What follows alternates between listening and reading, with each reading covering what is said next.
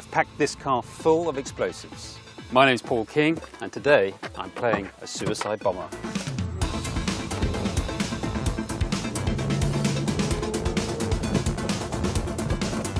Okay, I'm approaching the target now, which is a big black Jeep.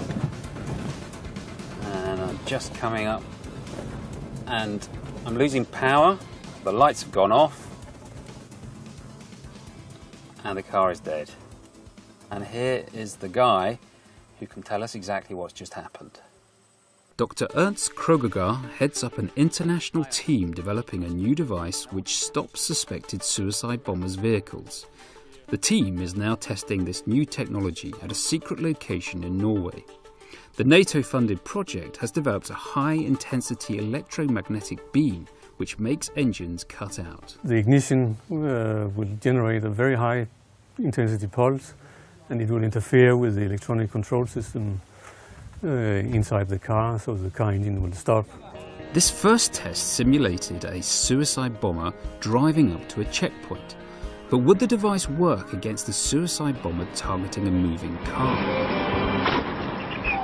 Myself and the project's senior scientist, Harry Arneson, set off to find out.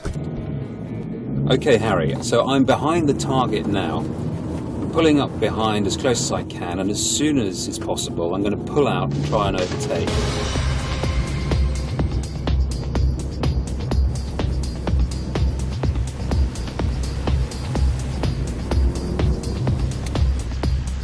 What's going to happen is that when we get really close to it, they will fire the engine stopper, and the electromagnetic noise from the radiator will actually interfere with our engine and stop it. Okay, and that's exactly what's happened. Yes. So Harry, the system clearly works, and it's come from this car here. What's the main advantage of using this sort of technique? Well, it's a fairly safe and simple way of doing it. And it's also non-lethal. It doesn't actually kill anyone, it doesn't harm anyone, and it doesn't really harm the vehicle much either. The next question is, can the device defend against attacks on water? In the year 2000, terrorists launched a suicide attack against the USS Cole, ramming it with a boat packed full of explosives. 17 US personnel were killed. In this test, the device is mounted on the back of a vehicle facing a lake as a jet ski prepares to launch a simulated suicide attack. So Justin, how does this work then? Well, try to push that button. This one here, okay. Yeah, go ahead. There you go.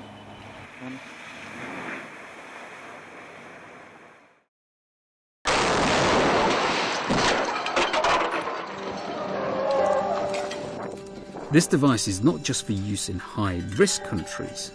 At 3:25 on the afternoon of the 22nd of July 2011, Oslo was hit by an enormous car bomb.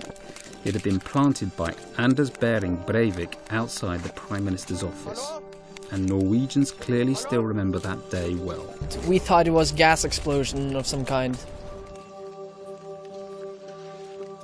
I fell over, so I thought maybe it felt like an earthquake. I come home and I turn on the TV, and I sat there for the rest of the day and the next day. I think we were really taken by surprise that something like that could happen. So we were in shock, I think, yes.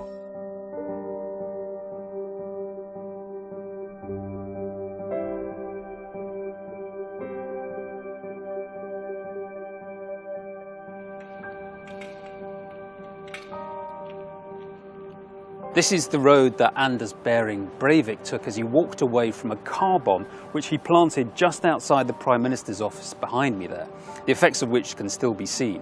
8 people were killed instantly, 209 injured, the worst atrocity on Norwegian soil since the Second World War.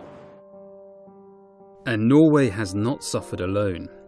In Madrid, Spain, in 2004, 191 commuters were killed by bombs set off by mobile phones. This new technology that's being tested could jam similar bombs, and not just conventional ones. This is an example for a chemical or biological bomb. You can pollute drinking water, for example, remote control. Okay, you have the equipment in your hand. Could you just show us how you would activate this? Yeah.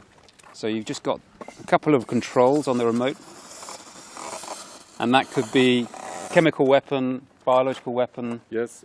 And all done from some distance. Chemical, biological, radiological, or nuclear. We can kill it.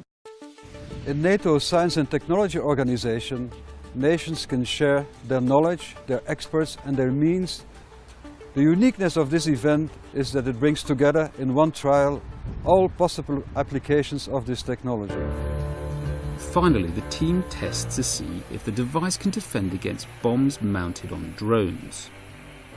With the drone's electronics successfully jammed, the team now know that any terrorist planning this kind of attack will face a new kind of obstacle.